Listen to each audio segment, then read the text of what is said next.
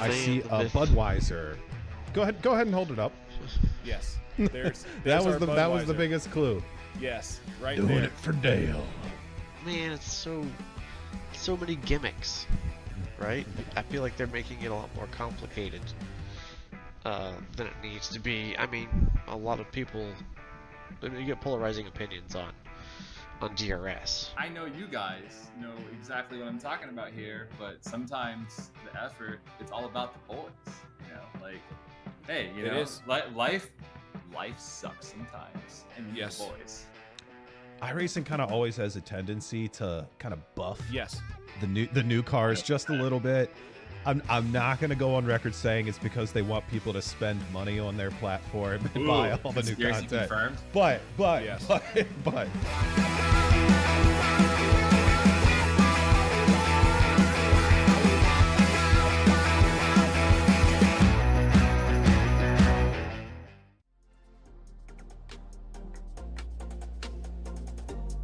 We welcome you all to slow motion for this presentation of the Formula Vee Weekend Warriors Series, and we're about to grab the start in just a few moments' time. It's going to be Megan Overstreet leading them to green with Ladar right alongside. We're waiting for that green flag to come at, and the drivers are now on their way. Some of these drivers may be a little bit more aggressive towards the end of this race, as side by side with Love and DeGassis heading into 5. Oh, it's close. It's a bit treacherous on the corner. Rex is just singling run wide there, Ron. Down the running order, Love and Brewster, meanwhile, they have been in the tow and they've seen all these drivers try and do their own maneuvers. They definitely have something cooking behind the wheel of those FV race cars.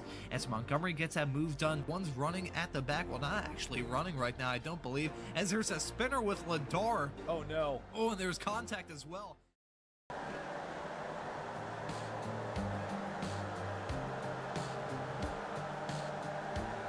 Well, hello and good afternoon, everybody. Welcome back to Slow Motion Broadcasting, and welcome back to the Formula Vee Weekend Warriors. This is round number 3 of this season, coming to you today from Mid-Ohio. My name is Ron Maunz, and alongside me, working the comms and the cams, is Joshua Wilkie. And now, Josh, we've had 2 fantastic races thus far this season at 2 old-school tracks with 2 amazing photo finishes. So heading to another classic road course such as Mid-Ohio, we're in for a pretty good one today. What do you think? Yeah, you definitely got it right there, Ron, for sure. It's another classic road course here, another classic sports car course, so it should be a really good one here. We got some people moving around classes as well, so we have Adam Thompson, who took the S1 victory in the first 2 rounds, moving into S1 this time, as well as a couple new faces out there as well, so should be a good one, Ron. Oh, it is going to be a fantastic one, and we were talking a little bit before the broadcast started about how this is one of only 2 tracks from this season's schedule that I've actually visited in real life, this being one of them, and then later on the season we'll be heading to the Indianapolis Motor Speedway road course, but got a fantastic schedule of races to look forward to from not just the Formula Vee Weekend Warriors, but the entire Weekend Warriors world as well, and if you want to stay tuned for all of that, remember to hit that subscribe button and the notification bell here on Slow Motion Broadcasting so you never miss a thing. Both 2 races on the board now, and while we're still in this practice session, I think it may be about high time that we take a look at some championship points.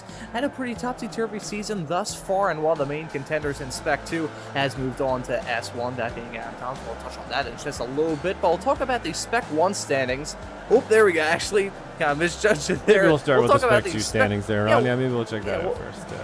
Yeah, we'll take a look at Spec 2 there. So Adam Thompson, as we have said, he's moved on to Spec 1, so really the so-called championship leader isn't really the championship leader, but it was only 2 points between himself and the Canadian of Matthias Marin, so he would be taking the S2 points lead unless someone else in the category may be able to try and usurp him. Gary Wobold in 3rd, Morton Human in 4th, and Nick Tulo running at your top 5 in the Spec 2 class. Those points are incredibly close. That 2 separating Thompson and Marin, of course, going to change a lot after this race today. However, still pretty close. Spec 1 is a little bit of a different story. It's been a topsy-turvy season thus far. Fortullo has taken both of the victories in the first 2 races of this season for 2024. He's at the top in the number 90 car, 206 points on the board. That's a pretty significant gap to himself and Jim Brewster down in second. Guido Marzucci in third. That's Jason Green and Michael McConnell running at your top 5 in the Spec 1 category. Lots of drivers to keep our eyes on, including the reigning 2-time Spec 2 champion of Michelle Lynn, who has moved off to Spec 1 this season, and our old pal and SMB colleague Adam Thompson, off the back of commentating another broadcast here on SMB earlier on today. He's out there on the racetrack and trying to tackle his first ever race in the Spec 1 category, and this is a pretty monstrous track to try to make your class debut in.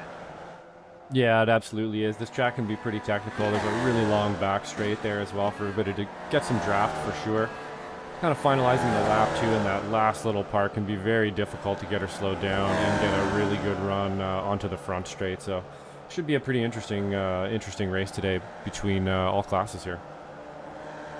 This is going to be a fantastic night of racing action for sure. Night, morning, afternoon, wherever you may be in the world tuning into this broadcast today on SMB. Got a fantastic schedule of races to look forward to. Alton Park and VIR already, Mid-Ohio today. Then we're going to be heading to the Navarra Speed Circuit in 1 week's time. Ultraslaben after that, Rudskogen following that. And then to round off this season, we go to tracks like Summit Point, Zandvoort, Indianapolis, Lime Rock, Lebanon, Laguna Seca, and Okayama to bring this 13-race season to a close, fully decked out with sponsorship as well. And for this broadcast, along with many of the other broadcasts that we have to look forward to throughout this season, we have generous support from Steel Valley Vapors. We want to thank Will at Steel Valley Vapors for being a very generous partner, really putting his money where his mouth is and supporting some fantastic racing here on SMB. You can visit www.steelvalleyvapors.com to learn more and use code DOITFORDALE to get 15% off. I'll tell you what, Will, is some fantastic taste sponsoring a series which is as action-packed as this and also well participated as well, Josh. 1 week ago, we had 36 cars running with us in this series. I think this week we're going to have a tick under 30. I believe 29 drivers has had a practice time thus far, but still a whole lot of drivers running out there on this somewhat tight and technical and certainly a little bit short racetrack. Yeah, we definitely have some great participation in the V's for sure. Like I was saying last weekend, slow cars are fun. So I'm definitely looking forward to getting some more people in here as well. I've actually mentioning earlier to Adam that it looks like there's a pretty thick S2 field here and an S1 field. So it's not just one or the other that we're watching here. There's actually 2 pretty good class championships going on at the same time out there. And you always have to remember as well that the S2 guys are fighting for position as well as class out there. So when you do see them battling with somebody in S1, that's actually for points as well. That's a very good point to bring up because occasionally on some series, the attention will be up towards the front, of course, focusing on Spec 1. But, you know, with this series, the good thing is that a decent chunk of the racetracks, especially the one that are a little bit more draft heavy, you'll have some pretty good interclass mingling between the Spec 1 drivers and the Spec 2 drivers. We're riding on board with one of the Spec 1 drivers, that being Guido Marzucchi in the number 19 car. He's heading his way down the back straightaway right now with a beautiful camera angle on this beautiful looking Fox Anderson Racing Team race car, heading his way off into turn number 4. Not a whole lot of time left to go in this practice session. Marzucchi currently having the 14th quickest lap time at a 141.806. Pretty close in terms of lap times with the top, it's the top 21 all covered by less than a second. So incredible close stuff. You can really call it just the top 20, but a whole lot of close quarters action is what we're going to be expecting in the 30 minutes of racing action that we have to look forward to here on SMB. But for the time being, we're going to take a look at this qualifying session, which is about to start in just a couple of moments' time, and maybe ride on board with a driver and really savor in the challenges of a fantastic American road course such as Mid-Ohio. 2.25 miles long, 13 corners in all, and it's a racetrack that really hasn't changed throughout the entirety of its existence. A few small little tweaks here and there, but the base layout that we have right now has been in use ever since the 80s. It is a beautiful track, a wonderful edifice, and a fantastic way to carry on this season for just the third race of this 13 race calendar. So with the drivers already setting their ways out onto the racetrack, Josh, you want to ride on board with one of these drivers and talk us through some of the challenges around this track. Yeah, absolutely, Ron. Yeah, so this is obviously the big back straight here. We're just weaving for some heat here. This is definitely going to be a spot where there will be some passing and some drafting. Probably the best spot on the whole track coming into this right-hander down here. Obviously in the V, this feels like a pretty long straightaway. You can see it's actually got a little bit of camber to the inside, so you can really get the grip, but then it sort of starts to fall away from you a bit, comes back to you again, and then starts to fall away from you again here. So not such a huge problem in the V where there isn't a lot of rear wheel power going on, but it's still going to be a factor for sure to get that power down as early as possible and through this section. Obviously momentum being a huge thing in the V. Coming around here again, lots of undulating, losing grip and gaining it again through this section. Pretty much line astern through here. Not really much room for passing. But yeah, pretty much the whole course overall is going to be all about momentum. Lots of ups and downs everywhere, and just looking for that grip and getting it down early, like I was mentioning earlier, onto this front straight here is a huge important spot to get the power down early and into this next left-hander here for another long straight run. Yeah, these straightaways, even though they're a little bit shorter if you're driving around this track in, let's say, an IndyCar or a sports car, in these Formula V's that are a little bit on the longer end, they're some of the slowest cars in the world of iRacing, and that's not a knock because they put on some of the best racing on the platform as well. But you'll see with these drivers that we'll be riding on board with throughout this entire season and this broadcast that carrying the momentum is so big in these race cars. It reminds me of my karting days in a very big way, where you have a centrifugal clutch, you have no gears to go through, so you just have to carry as much momentum as you possibly can through every single corner. Otherwise, you're going to be in a world of trouble if you just slow down a teeny tiny bit, and that's really what separates the good drivers from the great drivers in this series, just being able to have the momentum and have the stones to try and carry as much momentum as you can. Sometimes you can get a bit wrong, though. Jason Grider going for a spin coming around turn number 4, but a lot of these drivers, pretty much all of them, are out on the racetrack at the moment. Should be reminded again for anyone tuning into the series for the first time about the qualifying format that we have. It's a 15-minute long session at these drivers' disposals, and they have 4 laps to try and get the job done, clean or otherwise. That is your limit. So a lot of these drivers are going to be pushing the limit of control, and here's one of them. That's Stevie Ray in the 211 car. Very nice to see the series admin and the man himself out on the racetrack at this point in time, riding his way around the final corner, about to complete his first lap. Let's see what the lap time is from Stevie. There we go. Shoots up to second. Currently the highest qualified Spec 2 driver at a 1 minute 42.400, but a whole lot of lap times going on the board. Russ Telker at the front at a 141.587. However, once those lap times get put on the board, we are going to see a whole lot of shuffling. There you can see, you can barely keep your eye out for it. The Tulo setting sometimes father and son. Michelle Lynn putting a lap time. Stevie Ray already did. Dan Szynski out there on the racetrack, putting a lap time on the board. There's Brad Cathcart, the Spec 2 driver, shooting his way up to 4th. Jason Green for sure out there. There we go, Adam there as well. Sectors. He's going to put one in here, I think. There he is, top of the board. So you can see that coming down there. He put a purple sector into sector 3, and wow, yep, that's a full 1/10 of a second as well ahead of Telker. So pretty awesome time for Jason.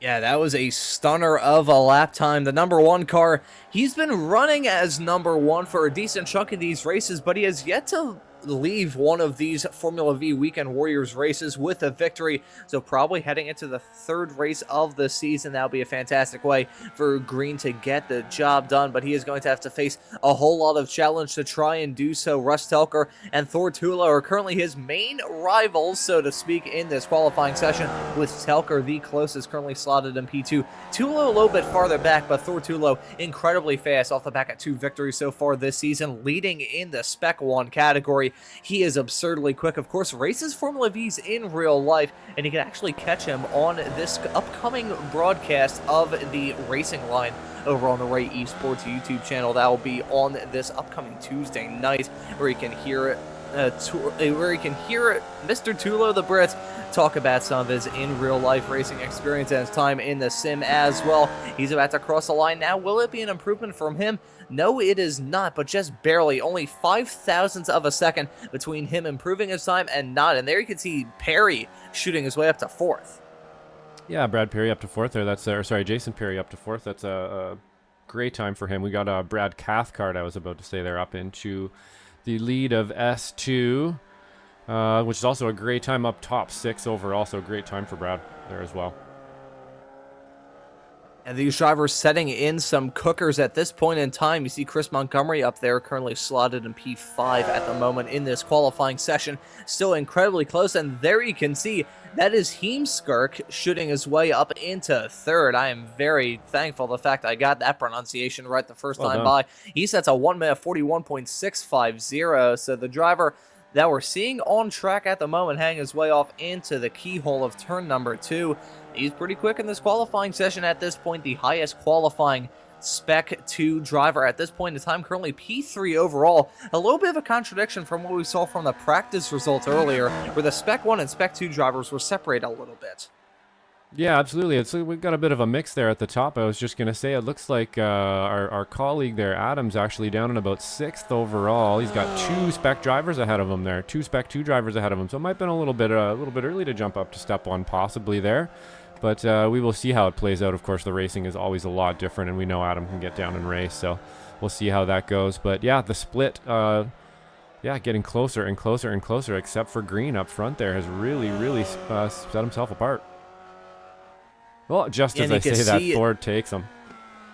Yeah, Thor Tulo jumping up to the top of the running order at a 1:41.312. So the driver entering this race with a pretty comfortable championship lead, looking to try and expand on it. Got a whole lot of drivers running in this series. Thompson shooting his way up to 7th. We're following Josh is currently driving the 099 car. He's currently qualified in 12th at a 1:41.935. And even though he's in 12th, he's only about 0.6 of a second off of our provisional pole sitter of Tulo. And I was just going to note that Jesus Rodriguez, the reigning Spec 1 champion in this series, he's currently slotted in 3rd, make that 4th, as Heemskerk shoots his way up into 3rd. A driver who we didn't see last season, but Stefan Heemskerk has been pretty fast so far this season as a spin for Justice heading through turn number 4. Heemskerk currently slotted his way up into 3rd. However, we're going to see what Jesus Rodriguez can do this time by. Last time by set a 1:41.555, but Jesus is always pretty fast in these races, always pretty fast in these race cars.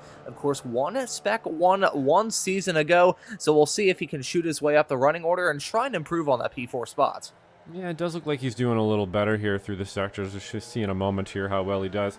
Either way, Jesus is always there racing. I've raced this guy personally a few times, and he definitely will put a nose in there. He definitely races very well, so it looks like he did actually move up a spot into 3rd, just above Heemskerk there as well. A very nice lap time from Jesus Rodriguez, and as you pointed out, Josh, Jesus runs in all of the Weekend Warriors series. You can catch him along with Josh himself on the Formula Fords and Spec Racer Fords this upcoming afternoon. Actually, not this upcoming afternoon, tomorrow afternoon, Sunday afternoon, Super Sunday here on Slow Motion Broadcasting. Nearly got my days confused a little bit there. At this point in time, the qualifying session still chugging along, 9 minutes on the board at this point in time. I believe some of the top running drivers have already gotten their lap times out of the way, unless I'm very much mistaken. Tulo may be on his final qualifying lap. Green may be as well. He did not improve, so he's remaining in P2 just at a 1:41.458. So not an improvement on his 1:41.399, as Heemskerk doesn't improve either. That's the thing with these Formula V's, it's a little bit tricky just to try and piece a lap together, so even though it can be incredibly close up and down the grid, you can see some drivers make some pretty costly mistakes as well. Yeah, absolutely. Even on a track like this, that's, you know, it's not that big of a track, really, all things considered, but it feels pretty big on some of these small, slower cars like this, so every inch of the track matters on one of these. You need to have momentum everywhere and definitely keep your speed up all over the place. So hugely important here. Let's see if we can't get a better lap out of Jesus here. Looks like he's about to finish one up. Ooh, that didn't look like a good run coming out of the carousel of turn number 12. He took a very shallow line through 13, but it is an improvement from him. No, it is not. A 1 minute 41.523. That's going to leave him slotted down in third at the moment. Still not a bad qualifying result by any means. Now, of course, considering that we have 30 minutes of racing actions to look forward to from this series, starting P3, that's still not a bad result at all. But I think most of the drivers up towards the top of the running order have already set all their qualifying times, so I think it's mainly just the drivers a little bit farther down the running order, like the number 62 currently being driven by Michael McConnell. He's currently slotted in 13th at the moment. There's Jason Green still out there on the racetrack. He's currently second. Will it be an improvement from him for him to shoot his way up in front of Tula? No, it is not going to be. He is going to park it right at the start-finish line, so Green unable to challenge Tula, who looks to grab yet another pole from this season.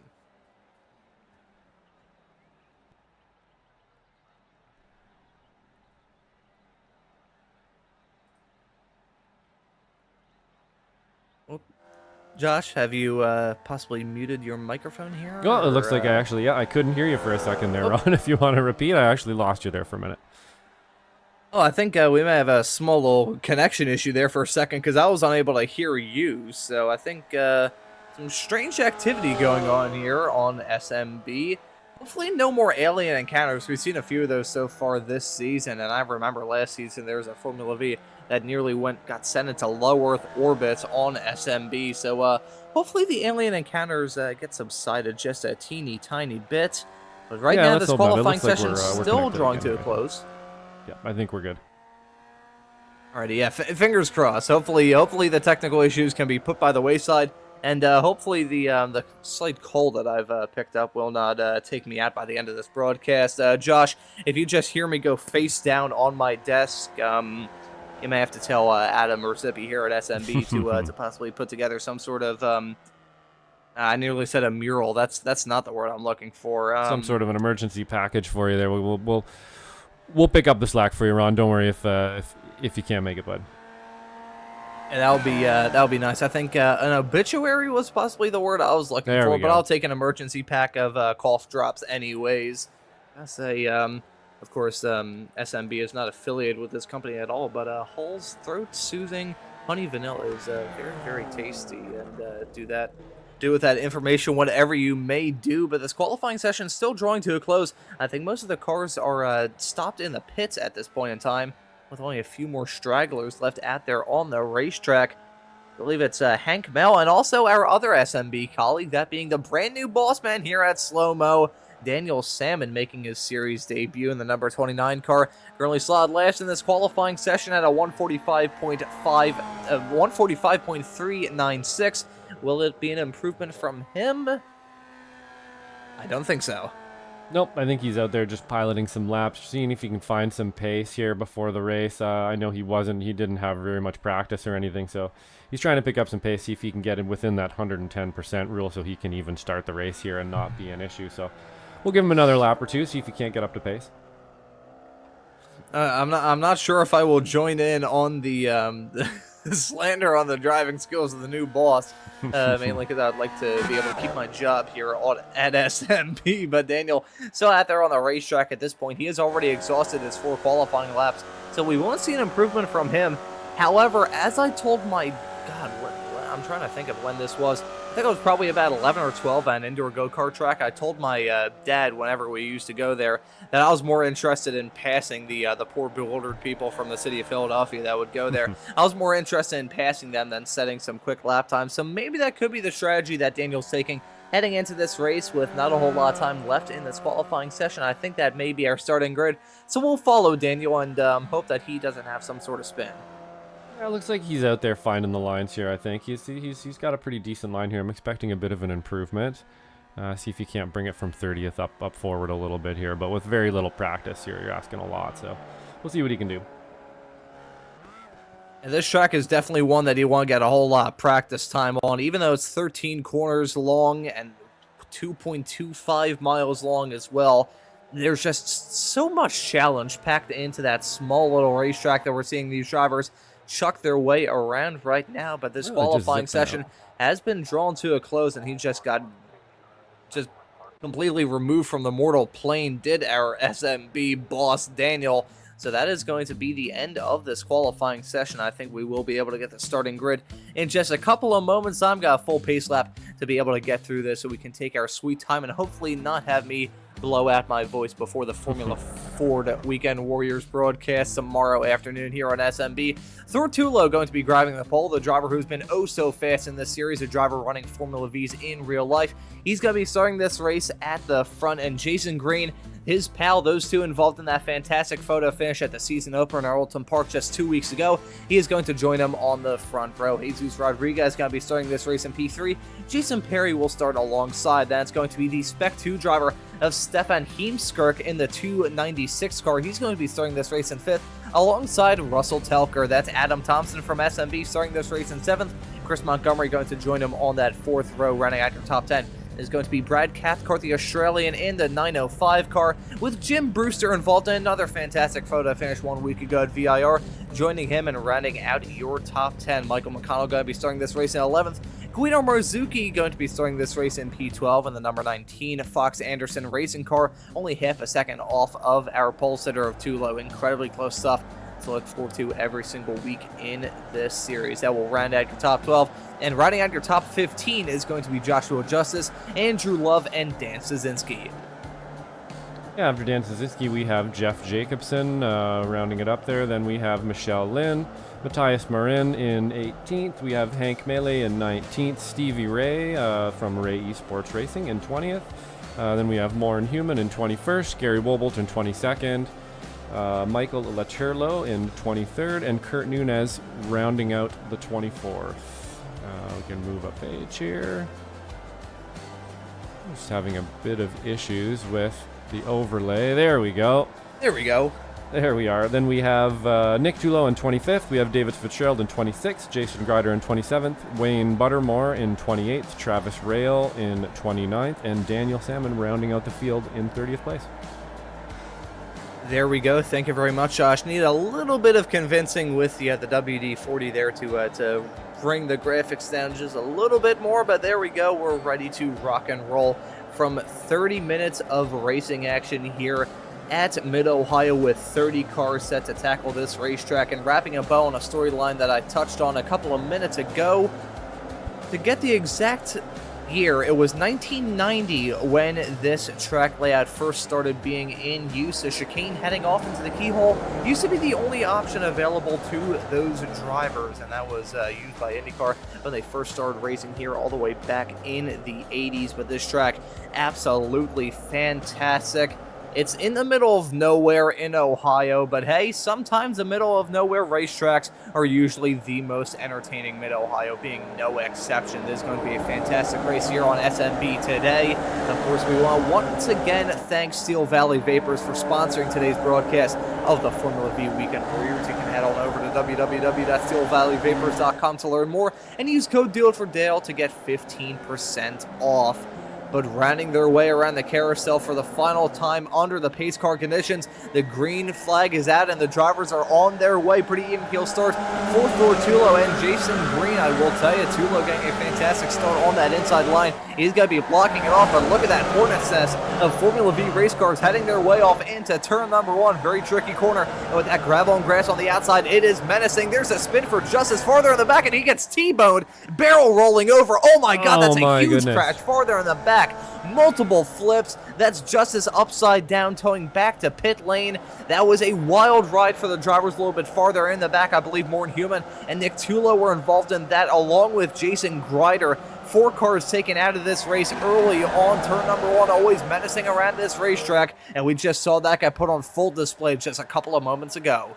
Yeah, we're going to have to go and take a look back at that, obviously. But yeah, it's always going to be hard to get that many race cars through T1. Unfortunate that it had to happen so early, but we'll have to go see what happened there in a few minutes. That was a monstrous collision a little bit farther in the back, and it's actually kind of distracted ourselves from what's going on at the front of the field. It's been fairly smooth stuff it must be said, knowing my luck that I probably just jinxed, so we're going to see a collision in just a couple of moments' time. Gotta say, it's still Stefan Heemskirk leading in the Spec 2 category, and Tulo still leading where he started this race at the pole position, still leading at the front with Green in P2. I just realized that leading at the front is a little bit of a redundant statement. He is still leading at this point, however, with the topsy-turvy nature of these Formula V Weekend Warriors races, anything can happen between now and the checkered flag. We've seen many twists and turns throughout this season with 13 corners around this racetrack. Lucky number 13, that is going to be got put on full display this afternoon. I think there's a battle involving Stevie Ray and Dan Stasinski a little bit farther in the back. Those two drivers running a P17 and P18 respectively. A little bit farther down the running order, however, they're battling heading through the final corners and continuing to battle heading off into turn number 1. Stevie going to get that move done to slip his way up into 17th. The field going single file to begin lap 2, which, considering the drama that we had at the very beginning of the race, heading through turn number 1, I can't necessarily blame them for it all. Yeah, for sure. This is definitely the part of the race there, you know, in the next lap or two where you want to kind of find your draft buddy, see if you can figure out your pace, whether you're going to have to get in front of a couple guys or maybe even drop a couple positions if the heat's a little bit too much on you. So we should probably see that. We'll see a couple shuffles here in the next couple laps, and then if everybody's playing ball, and it looks like they're going 3 wide right away, but if everybody's playing ball, then yeah, we should just see a bunch of draft partying here. And we are seeing a draft party at the front of the field. Green now leading over Tulo, who's now locked steady in a fight and goes for a spin, heading through turn number 5. And oh, he got slammed. Who was that got T-bone action with our, at one point, race leader of Tula? I think that's Andrew Love off the track. Brad Cathcart may have gotten a piece of that incident as well. Jason Green and all of that has been able to escape with the lead. Got a whole lot of replays to take a look at, but Tulo having a big moment heading through turn number 5 and a pretty significant whack with whoever it was coming onto the scene of the incident and just coming in for the kill, essentially. Mike Lattarulo has been involved in an incident as well. He's towed back to pit lane, currently running down in 28th. Lots of drama at the very beginning of this race, but with the front being broken up a little bit, with now the Jason party at the front with Jason Green and Jason Perry running in P1 and P2, I think we may have to take a look at some replays because the start of this race has been incredibly hectic, both with that major accident hang through turn number 1 and that instant we saw just 1 lap ago hang through turn number 5. Yeah, let's see if we can't catch up with this first one here. So this should be the first incident here. I believe it was involving Joshua Justice. Not sure if he kicked it off or not, but let's see if we can get a better view here. That he did. He was the spinner, and there you can see he was on the inside of Jim Brewster hanging through turn number 1. Stopped in the middle of the racetrack, and oh my God, that was a sickening collision. 2 sickening collisions. Yeah, I believe that was more than human that was collected hard, in there hard pretty harshly. Let's get back to the live racing here. Holy cow, we definitely have a good draft party happening here with Jesus Rodriguez and Chris Montgomery and Adam.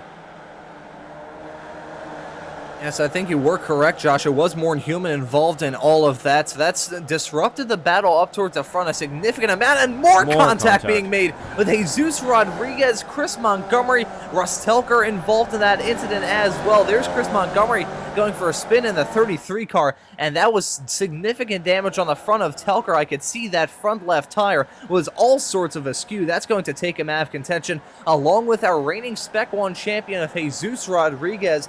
That time it was heading through turn number 6. We are expecting this race to catch out a lot of these drivers, but this has just been insane thus far. We've had 3 high-key collisions involving a lot of the front runners, and another one with Michelle Lynn. Oh my God, that was heading off into 12. Unfortunate here again. It's that time of the race. Honestly, everybody's, like I was saying earlier, a lap or so before, everybody's kind of trying to figure out where they're supposed to be. You know, you're thinking maybe I'm supposed to be in front of this guy so that I don't lose the pack, and this is what you start to see. Unfortunately, we've made some contact out there numerous times here and lost a bunch of drivers. So we'll try to catch up on some replays here shortly. Yeah, I think we have a whole lot of replays. I can imagine the replays that you have loaded up, Josh, are pretty expansive at this early stage of the race. We're not even 6 minutes in. We have only 4 laps on the board, and we have seen multiple cars barrel rolling, 2 race leaders and championship contenders coming to blows hang through turn number 5, and another battle ending in tears heading off through 6, and another one heading through 12, just a matter of 15 seconds after that previous one through turn 6. But this battle up towards the front, it's been all sorts of screwed up. Perry and Green, they're battling. Perry has now taken the lead of the race over Jason Green. Heemskirk is in just the middle of nowhere, quite fitting considering this racetrack is in the middle of absolute nowhere. He's in no man's land at this point, currently 2 seconds off the back of our race leaders, and about 2 seconds a little bit farther up the road of Adam Thompson, who's also in the middle of nowhere and has a 2-second gap to himself, and the fight that we're seeing right behind him between Jim Brewster, who finished second just 1 week ago at VIR, and Michael McConnell, who's always a pretty fast driver in these Weekend Warrior series of Formula V's, being no exception. Yeah, absolutely. This is another good group of guys here that are going to race each other as clean as possible. I hopefully did not just curse them all after what we've just seen here in the last couple laps. But no, these guys know how to race each other really well. And I'm sure after seeing all those people, I know what it feels like.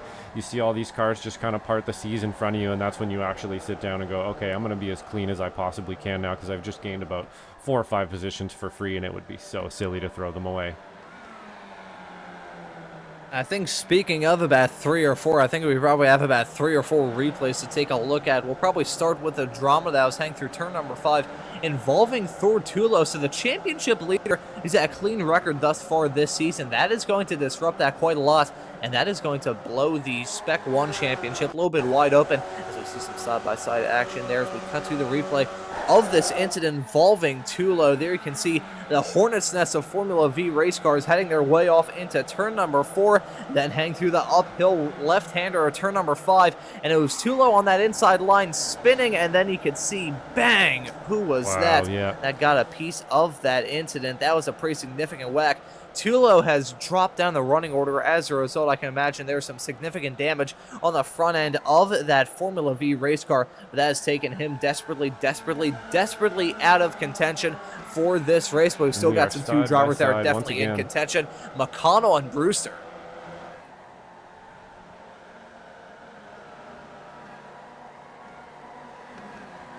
Oh, sorry there, Ron. I was going to keep going. Yeah, we get to side-by-side with McConnell and Brewster there for sure. It looks like I was saying in the beginning that Adam Thompson, maybe he shouldn't have moved up to S1. Well, I was totally wrong. Like I had said right after that, actually, he races pretty well, and staying in the race is going to gain some positions, and he's almost up in the podium positions now in S1. That's a very good point to bring up in these Formula V races, along with the entirety of the Weekend Warriors series with the Formula Vs, the Formula Fords, and the Spec Racer Fords, and that is to finish first you have to finish, and just seeing the checkered flag in this race is going to net you with a pretty decent result when everything is said and done. Gotta say, wrapping a small little bow around the storyline involving Spec 2. It's a pretty significant gap between Stefan Heemskirk still leading it. Running third at the moment, still in no man's land between Perry and Thompson, but still occupying the final podium position. That would be a very good result for the Spec 2 driver, and he has a pretty significant gap to Stevie Ray running second in the class. He's at the tail end of this fight that we're seeing continue right now between McConnell and Brewster. They were nearly side by side. They were side by side going down the back straightaway. You got a single file out, heading their way off into turn number 4. Riding on board with Guido Marzucchi, running into 8th position right now, the Spec 1 driver. Pretty up and down season thus far, but he is usually pretty fast in these races. So the driver of the number 19 car currently running in 8th. Well done from Marzucchi to keep it clean at this point in time. Lots of people in the YouTube chat certainly cheering him on, and considering how topsy-turvy and chaotic this race has been, I wouldn't entirely rule out him breaking his way up into the top 5. Yeah, absolutely. You can see there on the side the gains that some people have made here from some of those incidents, as well as just some good driving as well and making their way to the front.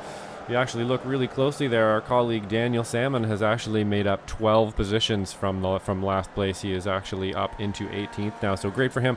Right as I say so, Guido is off the road there. Looks like he just maybe outbraked himself a little bit. I'm going to put that on me, Josh. I think that was more of a commentator's jinx from me than you. Take that I was saying he was doing well, and then he goes off the track. And hang through turn 14, I will take the other credit for that commentator's jinx. But tough for Marzucchi. That mistake is going to drop him down the running order just a pretty decent amount. Actually, I'm not sure. I'm trying to figure out. There he is in P13.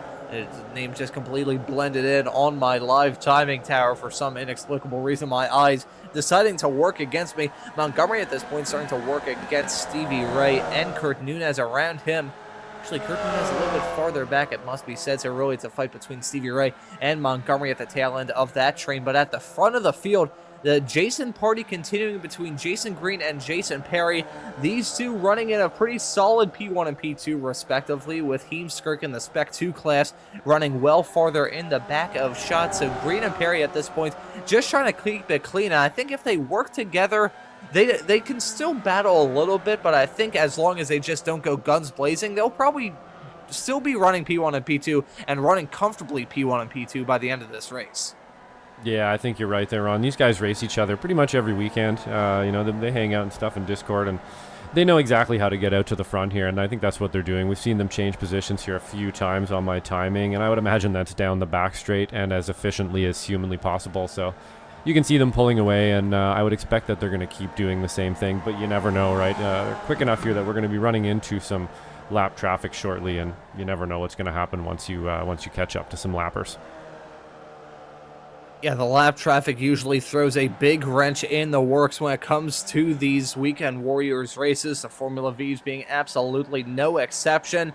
We've seen races get decided in the past with the run through lap traffic, and considering this track is only 2.25 miles long, that probably cranks it up a little bit more. So we've got battles up and down the running order. Jacobson trying to get a move done on Brewster, but he's going to run wide, hang through the keyhole, and that's a spin farther in the back with Stevie going off the track. Nice slide, he caught it, well done from Stevie. However, that will drop him down the running order a little bit, was running in 9th. That's relinquished that spot to Kurt Nunez, and now he's behind Dan Szynski and Gary Wobold, who's trying to get a move done on him, going down the back straightaway. 3 wide, I don't have a good feeling about this, gentlemen. 3 wide heading off into turn number 4. That was McConnell, Jacobson, and Brewster involved in that. They get through cleanly, still side by side, heading off into turn number 5. Looks like Jacobson is going to get that move done to slip his way up into 5th. Yeah, it's unfortunate Stevie kind of slipped out of the draft there. You can really see, you know, even just a small mistake like that and how much ground he's lost from this pack there. And then unfortunately, when you get out of that draft, it just makes it very difficult to get back. There is a little pack he's racing with here, so as long as Heemskirk can kind of catch up to these guys, then he might be able to pull himself back into the fray here. And obviously, we're just having these guys just battling Hornet's Nest in the front between Brewster, McConnell, and Jacobson, who are again a bunch of guys who race each other every weekend, as well as Montgomery as well, who's a weekend warrior, a long-time weekend warrior as well, I believe. Yeah, that's a good thing when it comes to the Weekend Warriors world. Lots of these drivers, they've been racing with each other for an extended period of time. I remember, I think it was like the 3rd or 4th broadcast I ever did in my broadcasting career was of the Spec Racer Ford Weekend Warriors well back in, I think, Season 2 of 2023. So it's been a little while, but a lot of the drivers running in that race are still running in the Weekend Warriors world to this day. There's a fantastic sense of community, and it's fantastic that SMB is part of that Weekend Warriors community and be able to broadcast these races week in and week out, because the racing is absolutely phenomenal. And we're seeing that right now with Nunez, Szynski, Ray, and Wobold still covered by barely any air. There you can see Stevie with the slingshot move on Szynski, going to relegate him down to 11th. Meanwhile, Ray trying to get that move done on Nunez, going to be on the outside line, heading off into turn number 4. Will he be able to get the move done or not? Nicely done from Stevie to slip his way around Nunez and make his way up into 9th. The battle in front between Jacobson, Brewster, Montgomery, and McConnell is still continuing. There you can see those cars covered by barely any air, still battling, heading off through the tight and twisties into the S's right now. And I think these drivers really need to focus on their rear view mirrors instead of anything else, because that gap right now between themselves and the pack of Stevie, Nunez, Szynski, and Wobold, it's slowly but surely going down. It's only about 2 seconds, and with how hard they're battling right in front, that gap may continue to diminish. Yeah, absolutely. That's what it's all about in these cars for sure. It's all momentum and all drafting, so you can see that other pack there starting to catch up to them. If they fight too hard here, Jacobson, McConnell, and Brewster, along with Montgomery, if they fight a little bit too hard, they're going to end up having Stevie Ray and Nunez and then Szynski on them in no time at all here. And it looks like that's what's happening. Meanwhile, as well, we have Thompson just kind of breaking away from the pack as well. It's just kind of in his own little bubble here. I believe he's with, is that with Jacobson? Who's in front of him there? That's Heemskirk in front of him. So these guys hopefully doing the same thing and just drafting off each other, trying to kind of pull ahead. Yeah, there it is. I think we may start to see these two drivers battle. They're side by side, hang their way off down the back straightaway into turn number 4. Thompson going to get that move done comfortably before they even think about getting on that stop pedal into turn 4. So well done from Thompson to get past Heemskirk. Meanwhile, right behind, that fight between McConnell, Jacobson, Brewster, and Montgomery is still continuing to heat up. Jacobson and Brewster side by side heading off through turn number 5. Jacobson on that inside line. Now he's going to be stuck on the outside heading off through 6, but he clears them well before they get into the turn. So well done from Jacobson to hold off the challenge to remain in P6. McConnell with a nice move to slip his way up into 5th. But that gap continues to diminish. I think if Stevie Ray, Kurt Nunez, Dan Szynski, and Gary Wobalt, if they start to work together, that may turn into a massive hornet's nest of race cars. They can see a little bit farther in the back of shot as well. Guido Marzucchi may get involved in this as well.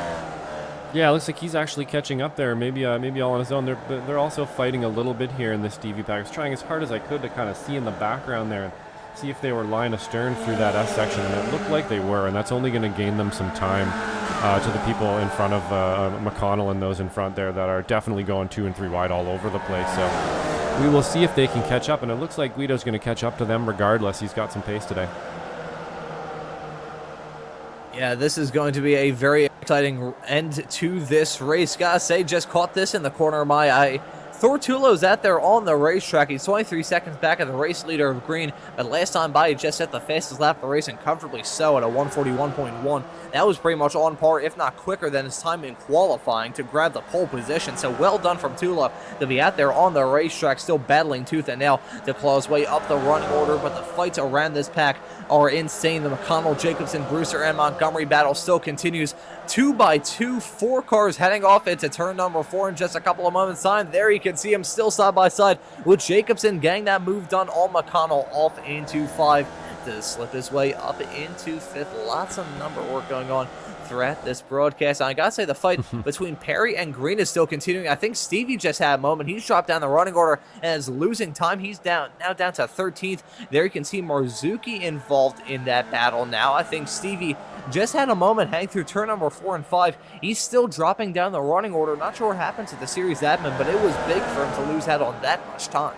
Yeah, that's unfortunate. It looks like he's either made some contact or got pushed off there. Maybe, who knows if it was on his own or not. We'll have a quick look here. It looks like I've got an off track, and we'll see if we can't track down what happened to him here. He was doing pretty well, making up some time. So we got somebody went off the road there, and it looks like maybe McConnell moved over just in reaction to Jesus coming back on track and had a little bit of contact with Stevie, unfortunately. That, I believe, was the half spin that we saw earlier on in the race. That was well held from Stevie, and that's really what shot him down into that battle with Nunez, Marzucchi. Well, it wasn't even Marzucchi involved in that battle at the time. You can still see, though, it is continuing right now. That is close stuff. Heading off into the keyhole with Jacobson, Montgomery, McConnell, and Brewster. This battle is so hard to try and keep track of because they're swapping positions basically every single corner. The same can be said about the two drivers running up towards the front, the American of Jason Green and the Brit of Jason Perry side by side. Heading off into turn number 4, these drivers have been battling tooth and nail ever since the drop of the green flag. Gotta say, with this hard battling, they're still running comfortably with a 5.6 second gap between themselves and Heemskirk. Heemskirk still battling with Thompson for the final podium position overall. Heemskirk still leading it in the Spec 2 category now with a significant gap about 11 seconds between himself and Dan Szynski running P2 in the Spec 2 category as it stands at the moment. But Stevie had that spin. That's what sent back into that Nunez, Szynski, and Wobalt fight. That turned it from a 3-car battle into a 4-car battle. However, Stevie had a moment, I think it was a couple of laps ago at this point, maybe 1 or 2 laps ago, heading off through turn number 4 and 5, and that may have been what happened. Got to take a look at the replay to see if this was it. Oh, I don't have a good feeling about this. Carried a whole lot of speed off into the corner. It was contact heading through turn number 5. More drivers coming to blows. That section, really the entire section from turn number 4 all the way through to the final corner of turn 13 is so hard to try and battle around. But that was Stevie getting spun off the front of, I believe, Kurt Nunez's car coming out of the corner. But that section, it just it lends itself to having moments like that. Yeah, it absolutely does. There's sort of an S there, and it really does kind of funnel itself down on exit and so on. And I know both of those drivers, you know, I know Kurt Nunez and Stevie aren't people who make contact on purpose. So unfortunately, it's just two drivers using the same piece of road, and it ended up with Stevie off the road. And that's unfortunate. He was doing pretty well there for a bit, made some places up even after a little mistake. So kind of a bummer. Bummer indeed. These two drivers hoping that they don't have a bummer way to end their race, but how hard they're battling. They may be risking it. Perry and Green side by side, hang through 4, 5, and now through turn number 6. Green still trying to stick it around the outside. That is some tenacity from the driver of the number 1 car. Those two drivers oh so close to contact, heading through the middle sector of this lap. Now they're going their way down into Thunder Valley through turn number 9 and making big contact. That was a near disaster with Jason Green and Jason Perry. Perry nearly just got spun, and if that car snugged a really bad angle, he may have gotten himself sent off into low Earth orbit, may have ended up in Pittsburgh when everything was said and done. But Green and Perry leaving no quarter out there on the racetrack. Not a whole lot of lap traffic around that with less than 8 minutes to go. I'm starting to wonder if they will catch up to any more lap traffic between now and the end of this race. But I think at this point in time, lap traffic is not their big issue. I think their own worst enemy throughout this race, especially if they come to blows, is going to be themselves, as they look to be side by side heading off into 2. Yeah, again, I'm actually a little bit surprised they're racing each other so hard. They definitely want this win out there for sure. So who knows what's going to happen here now. You know, earlier I was saying that they're probably just going to draft each other and try to get forward. It looks like maybe they've thrown that out the window and decided to race each other for pace now. So yeah, hopefully we're going to get a really good battle from these two, and we won't get caught up to too much lap traffic, and we can just watch these two guys hammer and tong it out for the next little bit. Oh, they're still going to be side by side going down the back straightaway into turn number 4. Will it be Green or will it be Perry prevailing in this fight with 7 minutes left on the clock? If they start to battle hard, though, and if they come to blows, you got to look at the cars a little bit farther behind. Heemskerk and Thompson, they've been battling tooth and nail for a decent chunk of this race. If those two drivers in front of them come to blows, this would be the battle for the win instead of just the battle for the final podium position. Heemskerk looking to do something that we haven't seen since Chris Montgomery won in the Spec 2 category and won overall at Lime Rock at the final race of Season 3 just about a month ago here on SMB. That would be a pretty good storyline to follow for the driver out of Europe, for him to take an overall victory as a Spec 2 driver. Thompson, meanwhile, moving up into Spec 1 for his first ever race as a Spec 1 driver, it should be said. Made a few starts earlier on this season and did well there. However, he is going to try and battle tooth and nail for that final podium position. Hasn't finished on an overall podium yet, set to finish on a Spec 1 podium. However, he wants that overall podium spot. He wants to displace the Spec 2 driver right in front of him. But they still need to keep their eyes on a little bit farther up the road, because Perry and Green, they are battling tooth and nail, still battling, heading their way off into turn number 2.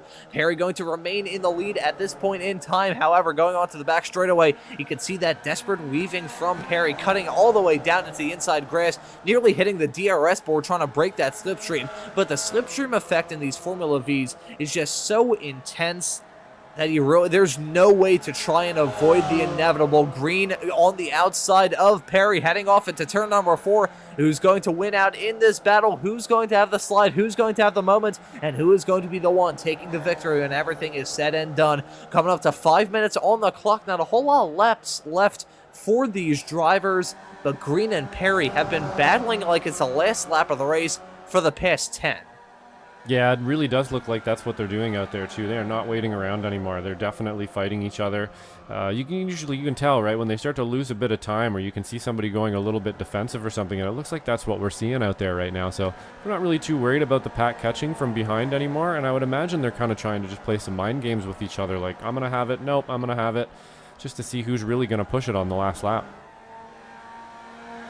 I think there's someone that described Darrell Waltrip's old racing tactics back when he was running in NASCAR, and they called him Jaws for a very good reason. They used to say that when he used to battle with people, he used to act like he was like cat playing with a mouse before he ate it. So maybe that's what those two drivers are trying to do with each other. Will it be Jason and Perry? Well, will it be Green and Perry, or will it be more like Tom and Jerry? That was a terrible, absolutely horrendous line on this broadcast today.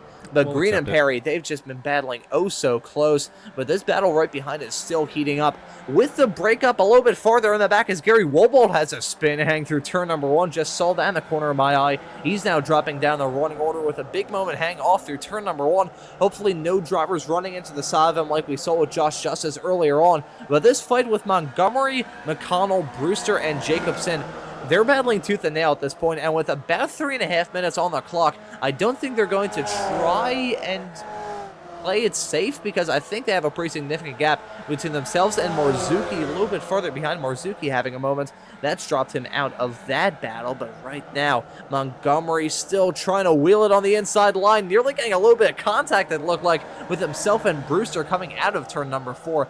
This battle has just been absolutely insane. All the battles that we've had in this race have been absolutely insane and incredibly intense to watch ever since the drop of the green flag 27 minutes ago. The Perry and Green fight, we're going to be keeping our eyes on that. The final battle for the final podium spot between Heemskerk and Thompson, we're going to be keeping our eyes on that as well. Also the McConnell, Montgomery, I don't know why I said that with a very odd Russian accent. The battle between McConnell, Montgomery, Brewster, and Jacobson is going to be intense, and with a 4-second gap between themselves and Nunez a little bit farther behind, they're going to be battling tooth and nail. Even though it's a top 5 spot, it should be known that in this series, there's no split with Spec 1 and Spec 2 drivers. Everyone gets judged and scored accordingly. So a battle for P5, even though they have a Spec 2 driver a little bit farther up the road, that's still a battle for P5 points, and they are going to be battling hard. Speaking of battling hard, Green and Perry, this battle has been insane ever since the drop of the green flag, but I have a feeling something's going to break here soon, Josh. Yeah, they're definitely pushing each other here for sure. They've lost a little bit of time to the people behind, and it looks like they're just going to keep drafting each other down this straight, and I'm a little bit surprised that they're attacking each other in the twisty bits as well, but I think the gloves are off, as you say here, and we've only got a few laps left. The time is running down, and I think it's time to make a move here for these guys. Mind you, the guys in the back here, I think, is where the real sparks are going to fly. We got 4 drivers that all want this position here, and they've been really playing ball with each other for a bit. I expect that to end pretty soon. Oh, Green and Perry are trading blows at the front. All these drivers are trading blows. It's not a Formula V race. It's more like a round in WWE. It's absolutely insane. These drivers are beating each other over the head with folding chairs and smashing glasses on each other's face. It's been insane, but Perry and Green still leading it. They're going to be taking the white flag this time by, so only one more lap of racing action here from the Formula V Weekend Warriors at Mid-Ohio. Perry and Green covered by barely any air, heading their way off into the carousel for what is definitely going to be the second to last time with only about a minute left on the clock.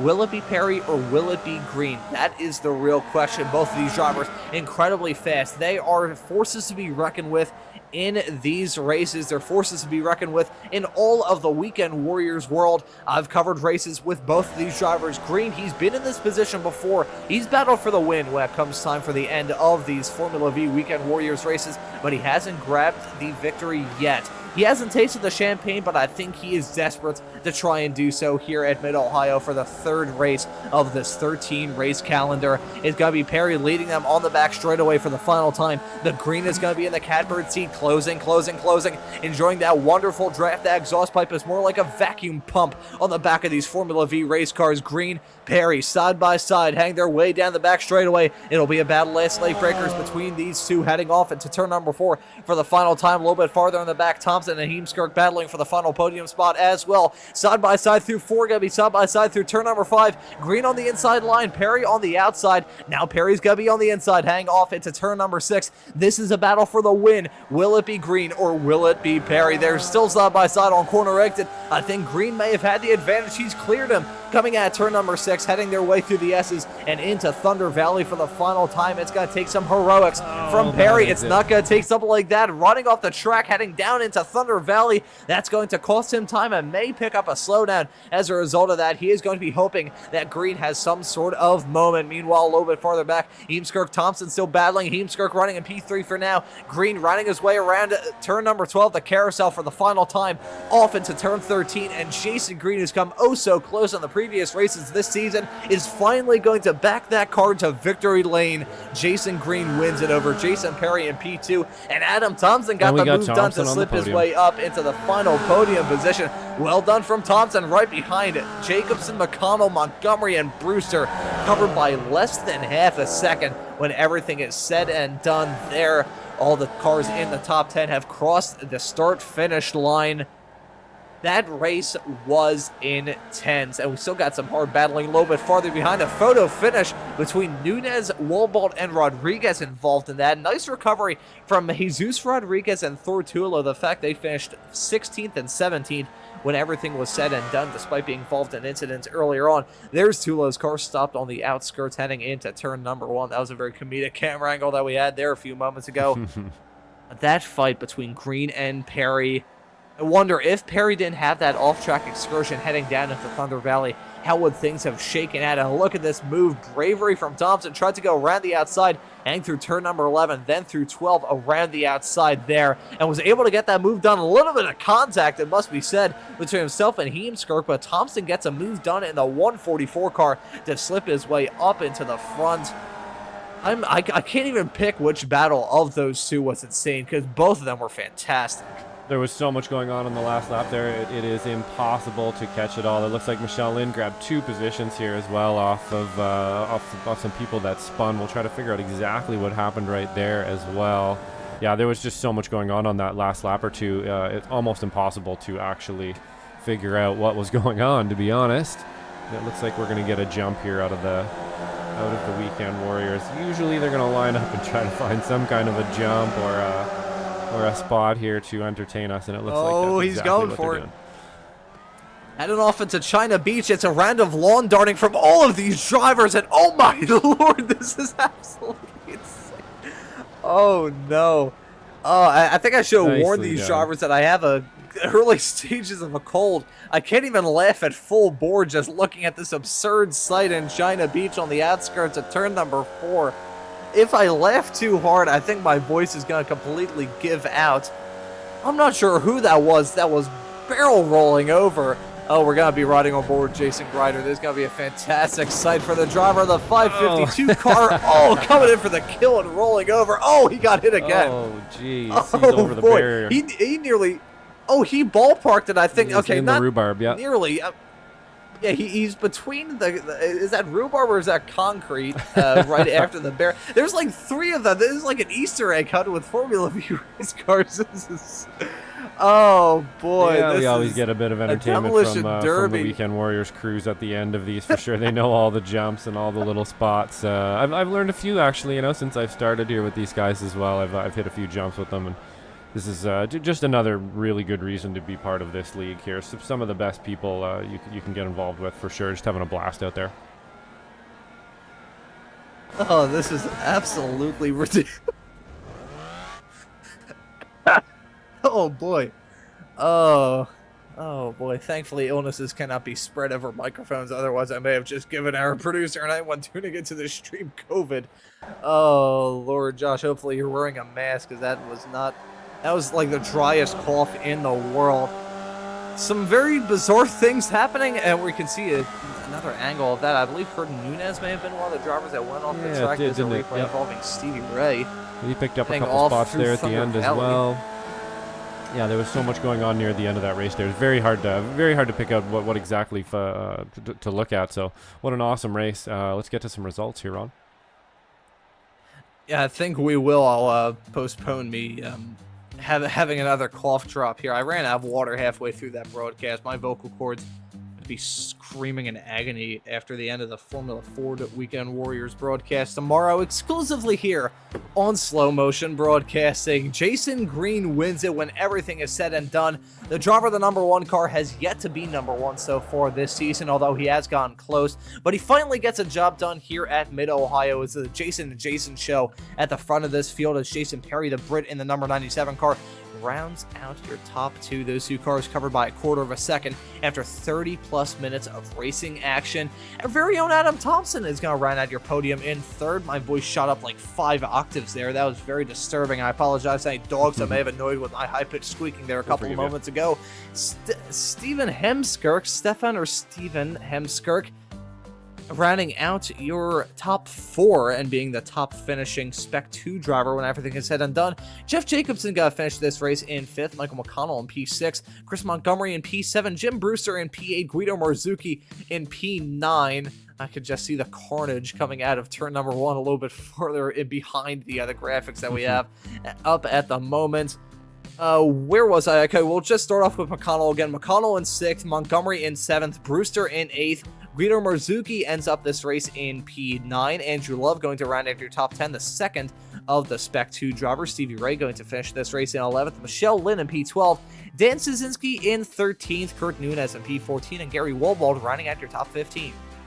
And then we got Jesus Rodriguez in P16, Thor Tullo in P17, Wayne Buttermore in P18, moving on to David Fitzgerald in P19, Hank Mealy in P20, Travis Rail in P21, Daniel Salmon made it up a bunch of positions there. He was actually up a bit more than that for a little while, and I think he had an incident that we missed, but good on him for finding some pace there and actually making it up through the field into P22. We got Brad Cathcart in P23, Jason Grider 24, Nick Tullo 25, Michelle Laterlo in 26th, 27th is Russell Telker, and 28th is Morn Human, and I believe that's going to be about the last of our finishers. But there is, a couple of those guys didn't finish as well. And then we also have Matthias Marin and Joshua Justice, who unfortunately did not finish the race from that crazy incident right off the bat.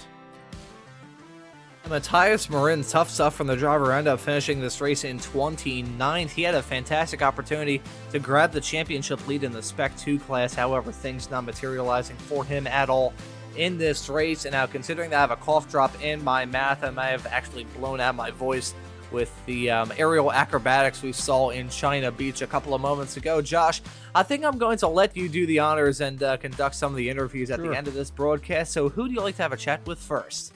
Yeah, who do we got in here? Let's pull in Adam here with the actually, you know what? Let's pull in Jason Green with the win there. Jason, how you doing, buddy? Yo. Congratulations on the win out there today with the other Jason, the 2 Jasons out at the front today for sure.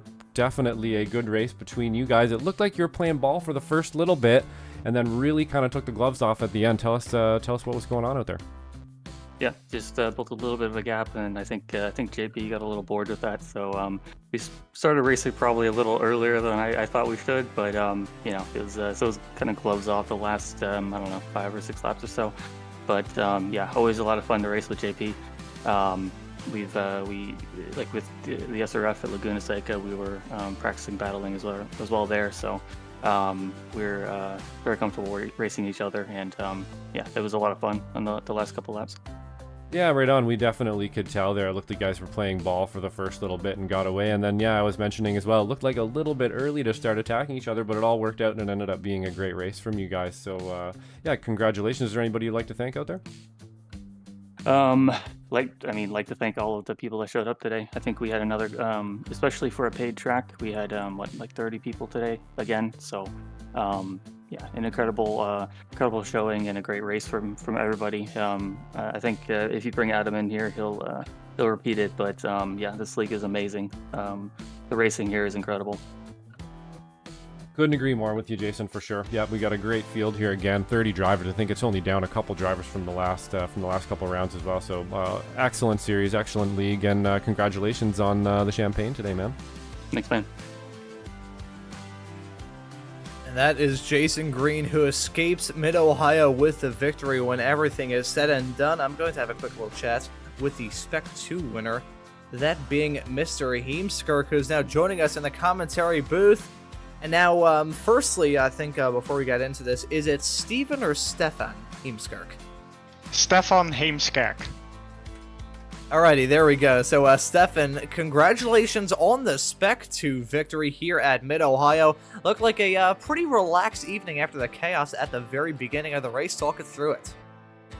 Yeah, it was actually pretty relaxed. Just didn't know what was happening behind me. I did saw some stuff happening in front of me, but just kept it out of trouble and was just racing my own race basically.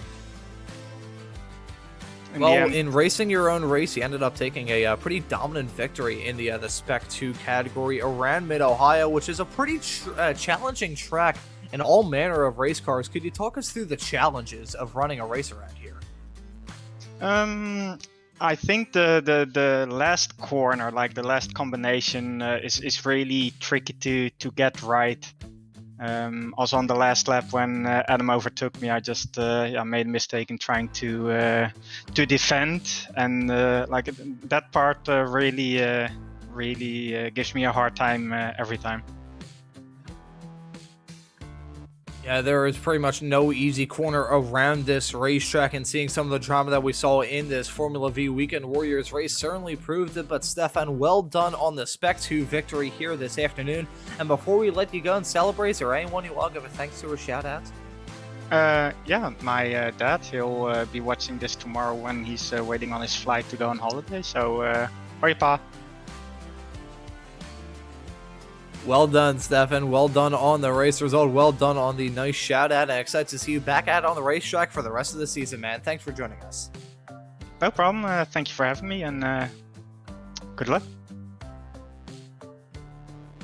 And that was Stefan Hemskirk wishing me good luck when it comes to the cold that I may have in the not too distant future. But Josh, we got the two boss men waiting in the interview waiting area. Which one would you like to show preferential treatment to and have a chat with first? Yeah, I think we'll throw Adam in here because he got he got his podium today in S1. So we'll grab Adam and bring him in here for a second. Adam, how's it going out there? I may have spoke a little bit soon at the beginning there. I was thinking, hey, maybe he moved up to S1 a little too quick. He had a couple S2 drivers in front of him, but then you pulled it out there and ended up with a podium overall. How'd you do it?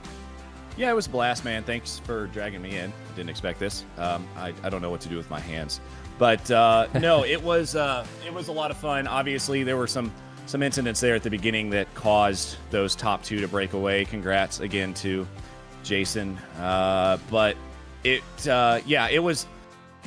At that point, I think Stefan probably had the pace on me, and he backed up. We started to work together a little bit.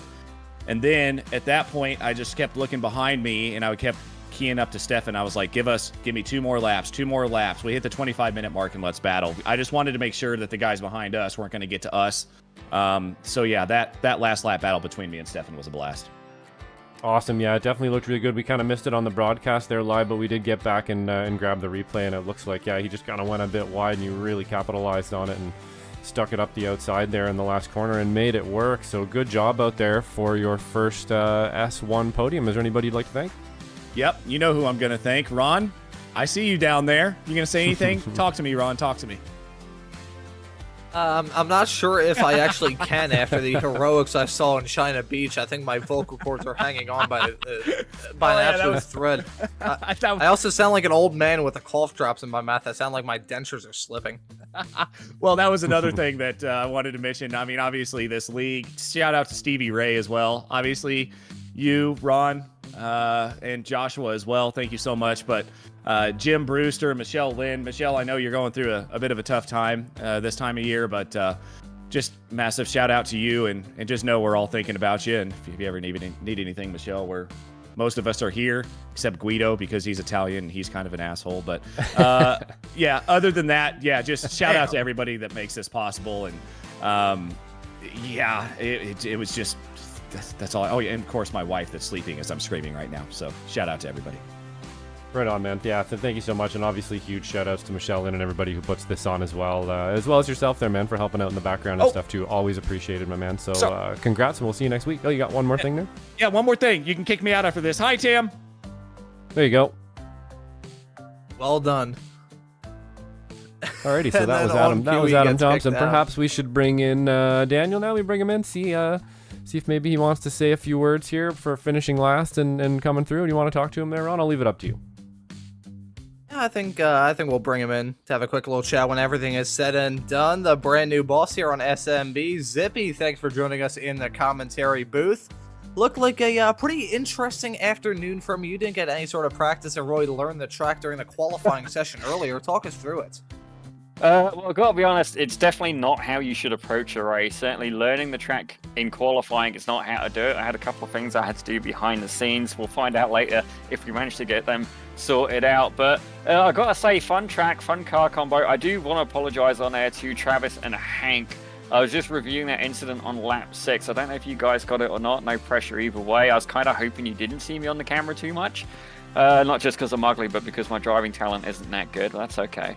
But I did kind of catch him very slightly. There was a little bit of netcode, a little bit of me turning in too sharply. But I gotta say, I had a lot of fun, and it's like, it really is a great car track combo, and I didn't feel super guilty about being there. And my pace as I went throughout the race got better and better. And I'm very, very much a princess when it comes to learning new tracks. I get very cranky about it. I don't like to do it. I don't like doing things I suck at, which makes sense why I've not driven as much recently. But it was fun, and I enjoyed it, and it was a lot. It was a very enjoyable race as well. It was a lot of fun. Well, it definitely looked like a whole lot of fun just from our perspective in the commentary booth. These Formula V's are always a blast to drive around. It's like driving a big go-kart with a small little tub around you. But I think instead of asking you about your thoughts into the next race of the season, I'll ask you about what your thoughts are heading into 2 more of the Weekend Warriors broadcast this upcoming Sunday for the Formula Fords and the Spec Racer Fords. Want to give us a preview of that? So I do remember very clearly that the Spec Racer Fords, they are going to be at Laguna. And I did happen to attend a practice race with these guys. Actually, Josh, you were there as well. Josh Wilkie was there. I'm looking forward to seeing Josh Wilkie hopefully get another S2 Series win. No pressure there, Josh. I'll try not to mention you. Yeah, I don't have a lot of practice this week, but we'll see. I'll try not to keep you too busy at the same time. I know that S2 championship is important to you, but I gotta say, going around Laguna, I think it's going to be some very good racing, especially going down into the corkscrew, because as you go up over that crest, you almost have to brake a little bit, and like the weight balance really comes into getting that car slowed down, and if you don't do it enough, you will undershoot and hit the wall, and if you overdo it, you'll lock up as that weight transfers. So I think that's going to be interesting. If I remember rightly as well, not putting you guys on the spot, but I think the Formula Fords are at Cadwell Park this week, are they not?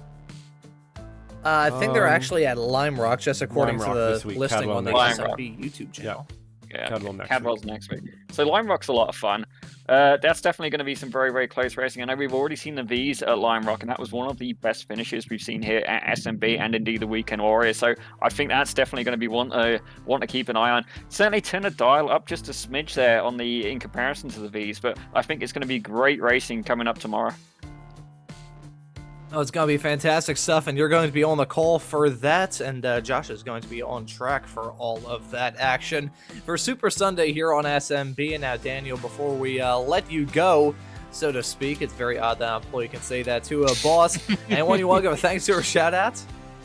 I got to say thank you biggest to the Weekend Warriors. Like, I feel very honored, to have these guys up over on SMB, and the community has been incredibly supportive, and anybody who's looking to, if you're just doing officials and stuff like that, up your game, come and join the Weekend Warriors. Don't get me wrong, a lot of these people are incredibly fast, but generally the field has someone for everybody, is the best way of putting it. And then not only that, they're very supportive. They host practice sessions. It's a shame I'm a commentator. They host practice sessions as well. Jason, sometimes I think he puts up lap guides. You've got that. You've also got the Racing Line podcast. I mean, I've been saying to Stevie, we need to get some adverts made up for that. Give that a little bit of promotion there. That's on Tuesday nights, I think at 9 Eastern, if I remember rightly. Going off memory here, we know what Zippy Map is like. There's that, but honestly, you know what? I think it's 9. I think it's 9. You're right. Yeah. 9 Eastern.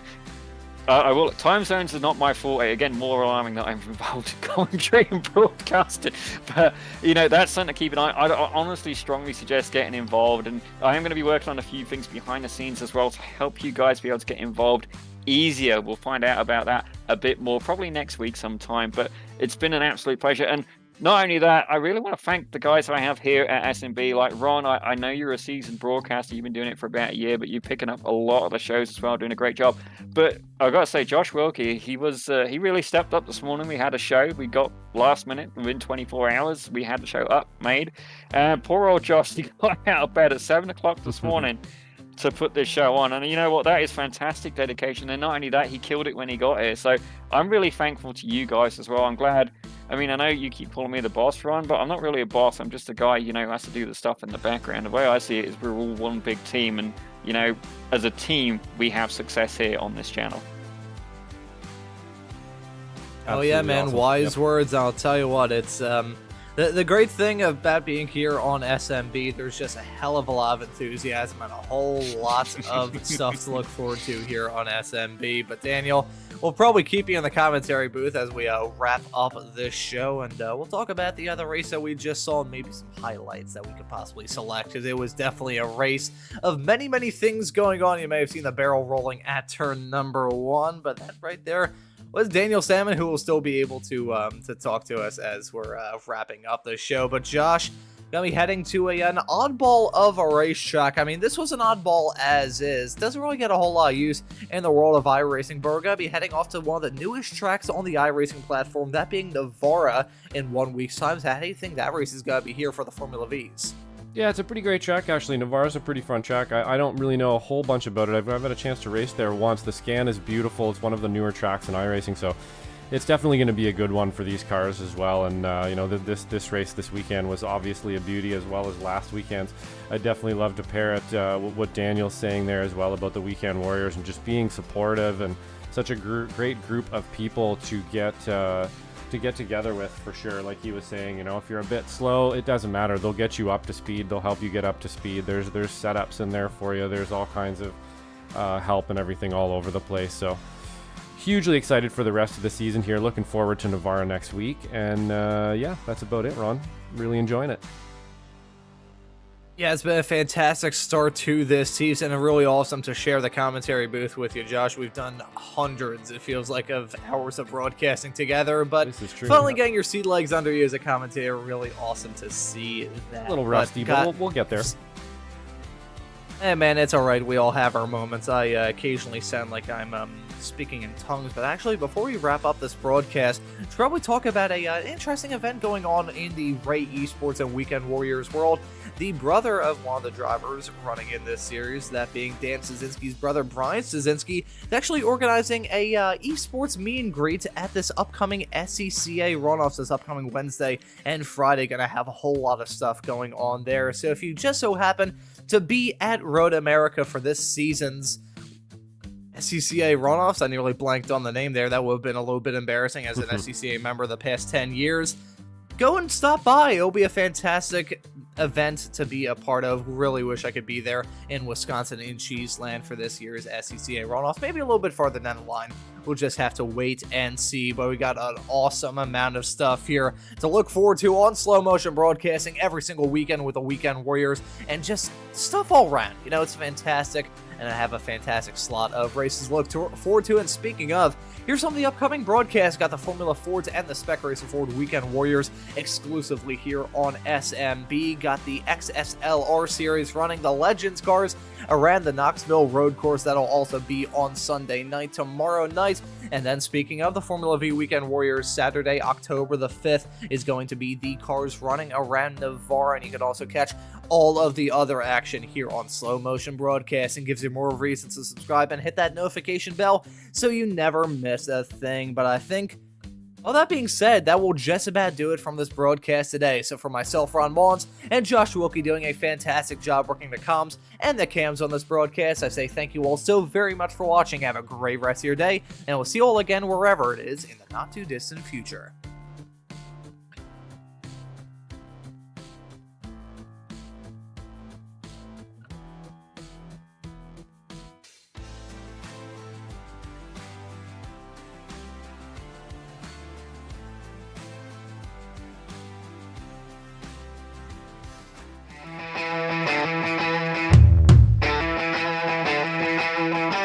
I see a Budweiser. Go ahead and hold it up. Yes. There's that was our that was the Budweiser. biggest clue. Yes, right Doing there. it for Dale. Man, it's so many gimmicks, right? I feel like they're making it a lot more complicated than it needs to be. I mean, a lot of people, you get polarizing opinions on DRS. I know you guys know exactly what I'm talking about here, but sometimes the effort, it's all about the boys. You know, like, hey, you know, life life sucks sometimes. And Yes. the boys. iRacing kind of always has a tendency to kind of buff Yes. the new cars just a little bit. I'm not going to go on record saying it's because they want people to spend money on their platform and buy all the new Conspiracy content. confirmed. But Yes. but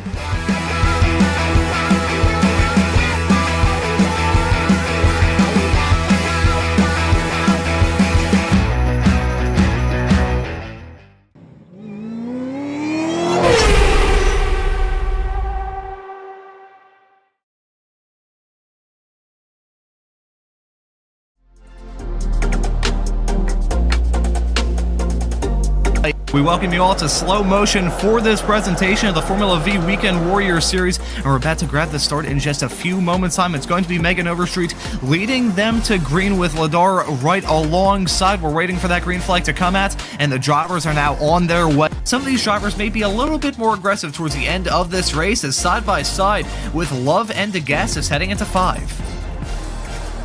Oh, it's close. It's a bit treacherous on the corner. Rex is just singling run wide there, Ron.